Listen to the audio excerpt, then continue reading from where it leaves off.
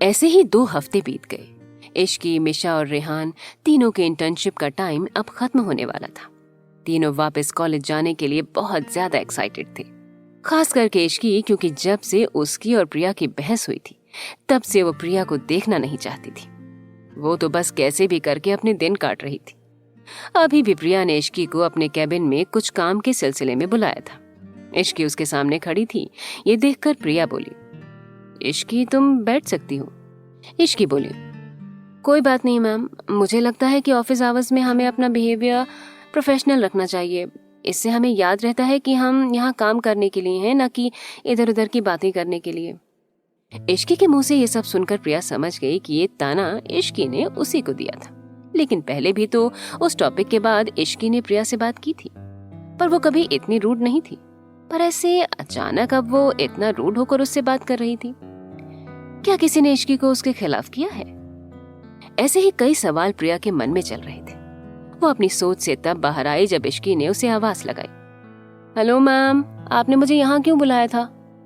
प्रिया ने कहा, हाँ, तुम्हें ये कहने के लिए बुलाया था कि आज ऑफिस में तुम्हारा लास्ट डे है, तो आज तुम्हें काम नहीं दिया जाएगा। रही बात तुम्हारी इंटर्नशिप सर्टिफिकेट की, तो वो जल्दी ही मेल पर आ जाएगा। वैसे तुम्हारी परफॉर्मेंस उतनी अच्छी तो नहीं थी, लेकिन फिर भी तुमने 2 महीने की इंटर्नशिप पूरी कर ली है। प्रिया के मुंह से सारी बातें सुनकर इश्की चिढ़ गई, क्योंकि उसने कहा कि इश्की की परफॉर्मेंस अच्छी नहीं थी। उसकी परफॉर्मेंस कैसे अच्छी हो सकती थी? वो तो अभी भी एक फ्रेशर थी। इश्की वापस अपनी डेस्क पर आकर बैठ गई कि तभी उसके पास एक पियन आया और उसे एक 99 रोजेस का बुके देकर बोला, मैडम, ये आपके लिए आया है। उस बड़े से बुके को देखकर इश्की पूरी तरह से हैरान हो गई। उसने सोचा कि आखिर किसने उसे इतना बड़ा बुके दिया, और वो भी रोजेस का। इश्की उस पियन को थैंक यू बोली और फिर गौर से उस रोज को देख उसे काउंट करने लगी। वो रोज पूरे 99 थे, ना उससे एक ज्यादा और ना ही एक कम। इश्की खुद से बोली, क्या मतलब हुआ 99 रोजेस का? क्या ये इंसान मुझे अपना प्यार दिखा रहा है? 99 रोजेस भेजने का तो यही मतलब हुआ कि वो मुझे मरते दम तक प्यार करेगा। क्या ये बुके देने वाले राजवीर है? इश्की के मन में कई सारे सवाल आए। फिर वो बोली कि वो खुद ही राजवीर से इस बारे में पूछ लेगी। इश्की उस बुके को साइड में रखकर अपना काम करने लगी। शाम का वक्त। इश्की मिशा के रूम में इधर उधर टेंशन के बारे टहल रही थी। उसे ऐसे देख मिशा इरिटेट हुई और बोली, इश्की, तू ऐसे चलना बंद करेगी? मुझे चक्कर आ रहे हैं तुझे देख। इश्की ने मिशा की बात सुनकर उसकी तरफ देखा और बोला, चक्कर? तुझे तो सिर्फ चक्कर ही आ रहे हैं, लेकिन यहाँ मुझे तो ऐसा लग रहा है कि मैं बहुत जल्द हॉस्पिटल में ही एडमिट होने वाली हूँ। मिशा इश्की को शांत करते हुए बोली, तू चिंता मत कर, हम पता लगा लेंगे कि वो कौन इंसान है। और ऐसा भी तो हो सकता है कि कोई सिर्फ तेरे साथ मजाक कर रहा हो। इश्की ने कहा, रियली? मुझे तो टेंशन हो रही है सोचकर कि जब राजवीर को इस बारे में पता चलेगा तो वो कैसे रिएक्ट करेंगे। कहीं वो उस आदमी का मर्डर ही न कर दें। मिशा हंसते हुए बोली, अच्छी बात है, तब तो टेंशन ही खत्म है। मिशा की बात पर इश्की ने उसे खतरनाक लुक दिया। ये देखकर मिशा बोली, अच्छा चिल, मैं रेहान को बोलती हूँ कि वो अपने सोर्सेज लगाकर पता करे कि कौन ये बुके लेकर आया है। इश्की ने पूछा, और इससे क्या होगा? मिशा कॉन्फिडेंस के साथ बोली, उससे हमें एक क्लू मिल जाएगा, फिर हम दूसरा क्लू ढूंढेंगे और कैसे भी करके हम उस इंसान तक पहुंच ही जाएंगे। इश्की बोली, ठीक है, तेरी बात में तो दम लग रहा है, चल ऐसा ही करते हैं।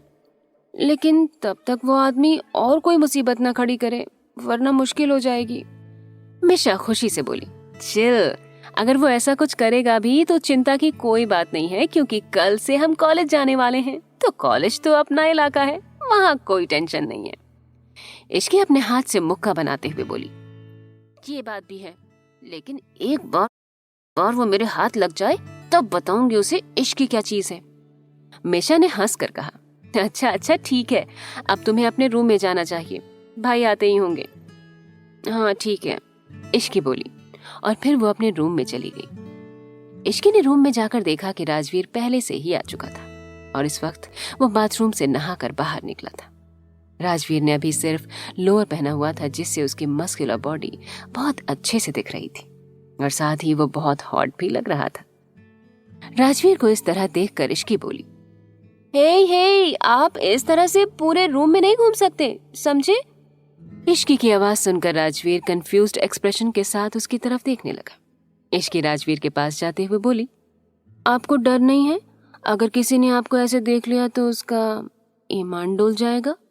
राजवीर ने इश्की की बात पर अपनी एक आईब्रो उठाई और उसे घूरते हुए देखा, फिर आगे बोला, रियली? ये मेरा रूम है और इस रूम में कोई भी बिना मेरी परमिशन के नहीं आ सकता है, तो उनका ईमान नहीं डोलने वाला है। लेकिन मुझे ऐसा लग रहा है कि तुम्हारा। राजवीर ये बोला ही था कि तभी इश्की जल्दी से बोली, मेरा क्या, मुझे कुछ नहीं होता है, समझे आप? ये कहकर इश्की जल्दी वहां से भागकर बाथरूम में गई। राजवीर ये देखकर हंसने लगा। दूसरी तरफ वो लड़का अपने केबिन में बैठा था। रात होने लगी थी, लेकिन वो घर जाने का नाम ही नहीं ले रहा था। उसके साथ साथ देव भी पिस रहा था। देव अपने मन में बोला, हद होती है, जब मैंने कहा था कि वापस चलिए तब उन्हें शांति और एंजॉयमेंट की पड़ी थी, और अब देखो रात रात भर उल्लू की तरह जागकर काम कर रहे हैं और मुझे भी जगा रहे हैं। हे भगवान, बस वो लड़की एक बार इनसे पट जाए, पूरे 1001 रुपए का प्रसाद चढ़ाऊंगा। तभी उसके कानों में उसके बॉस की आवाज आई, कहाँ खो गए तुम देव? जल्दी से मुझे सिंघानिया कॉर्पोरेशन की फाइल दो। देव बोला, जी सर। फिर उसने वो फाइल दी। वो लड़का काम करते करते बोला, इस बुके के मिलने के बाद क्या रिस्पॉन्स दिया उसने?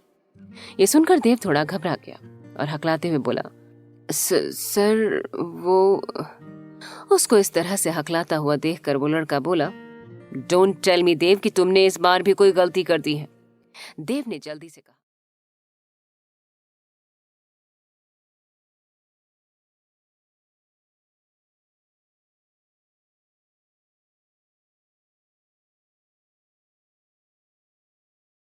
सॉरी सर, वो इस बार ड्राइवर से गलती हो गई। उस लड़के ने थोड़ी ऊंची आवाज में पूछा, क्या? देव बोला, सर ड्राइवर ने बुके तो पहुंचा दिया, लेकिन कार्ड लगाना भूल गया जो आपने दिया था। ये बोलकर देव ने जल्दी से अपनी गर्दन को नीचे कर लिया। देव के मुंह से सारी बातें सुनकर लड़का गुस्से से बोला, तुम सब के सब पागल हो, किसी से कोई काम नहीं होता है। तुम लोग कपूर इंडस्ट्रीज को एक दिन डुबा कर रहोगे। मुझे तो समझ नहीं आता है कि डैड ने मुझे एक से बढ़कर एक नमूने क्यों पकड़ा दिए हैं। उस लड़के को गुस्से में देखकर देव ने जल्दी से फिर अपनी गर्दन नीचे कर ली। ये देखकर वो लड़का और इरिटेट हो गया और बोला, अब ये सब करना बंद करो यार, और कुछ सोचो कि अब क्या किया जाए। इतनी मुश्किल से मैंने तरीका ढूंढ कर निकाला था। उस लड़के की बात सुनकर देव जल्दी से बोला, सर मैंने पता किया है कि आज उनकी इंटर्नशिप खत्म हो गई है और वो कल से कॉलेज जाने वाली हैं, तो हम इस बारे में कुछ सोच सकते हैं। देव की बात पर उस लड़के ने खुशी से कहा, कर तो सकते हैं कुछ। मैं उसके कॉलेज में कोई सब्जेक्ट पढ़ा सकता हूँ और ऑफिस का काम तो रात को भी कर लूंगा। उस लड़के की बात सुनकर देव को तो जैसे हार्ट अटैक ही आने वाला था। उसने सोचा कि उसका बॉस पागल हो गया है क्या, जो वो एक कॉलेज में पढ़ाने की सोच रहा था, और वो भी एक लड़की को पटाने के लिए। इतना तो फिर भी ठीक था, लेकिन क्या पूरे दिन कॉलेज में बिताने के बाद उनके अंदर इतनी जान बचेगी कि वो ऑफिस का काम रात को देख सके? देव धीरे से बोला, ये इंसान इतना पागल कैसे हो सकता है? नेक्स्ट डे मिशा और इश्की दोनों ही कॉलेज के लिए निकल गए।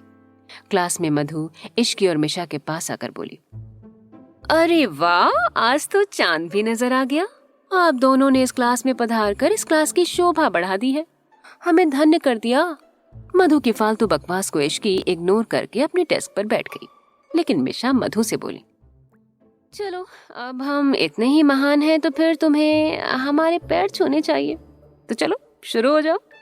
मधु अपनी नाराजगी दिखाते हुए बोली, दफा हो जा, अकेले अकेले इंटर्नशिप करके आ गए। अरे मेरे बारे में भी तो सोच लिया होता।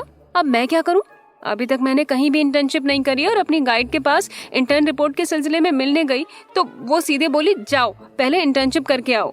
मधु की बात पर इश्की ने कहा, क्या तूने कहीं भी इंटर्नशिप के लिए अप्लाई नहीं किया?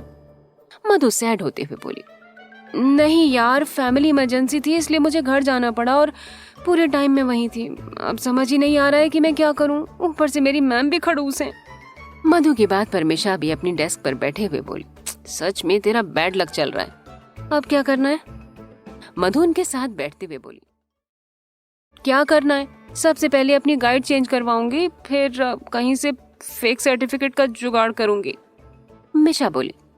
ये भी सही है, लगी रहे। तभी क्लास में बहुत शोर होने लगा।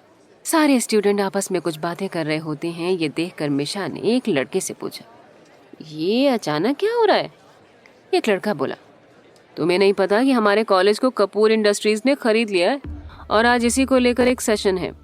मिशा ने शॉक्ड होकर पूछा, क्या? इश्की बोली, लेकिन ये सब कब हुआ?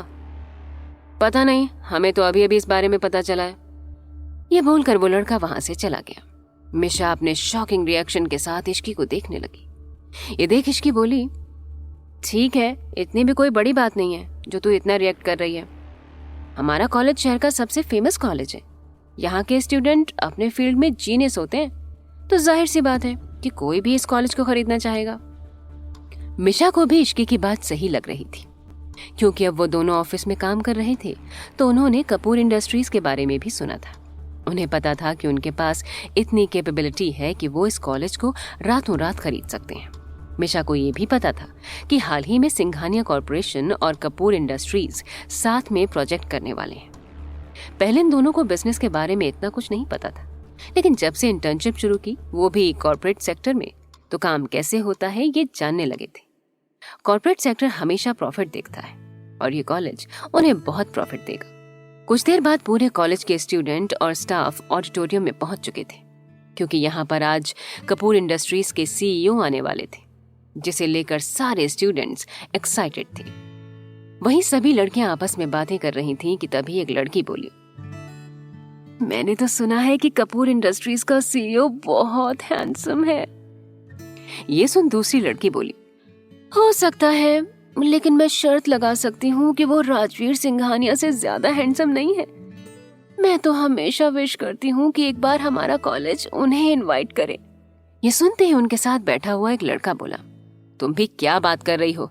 चाहे राजवीर सिंघानिया हो या ये कपूर, दोनों ही हमारी पहुंच के बहुत ऊपर हैं। तो फालतू के सपने सजाना बंद करो, और खास करके ये कि राजवीर सिंघानिया कभी हमारे कॉलेज आएंगे। मैंने तो सुना है कि उन्हें पब्लिक अपीयरेंस देना बिल्कुल पसंद नहीं है। वो जब भी मीडिया के सामने आए हैं सिर्फ अपनी मर्जी से, वरना किसी भी मीडिया हाउस में इतनी हिम्मत नहीं कि वो बिना उनकी परमिशन उनके बारे में न्यूज़ पब्लिश कर दें। अब क्या होगा आगे? अब क्या करेगा वो लड़का? क्यों खरीदा गया है कॉलेज को? और क्या ये वही लड़का है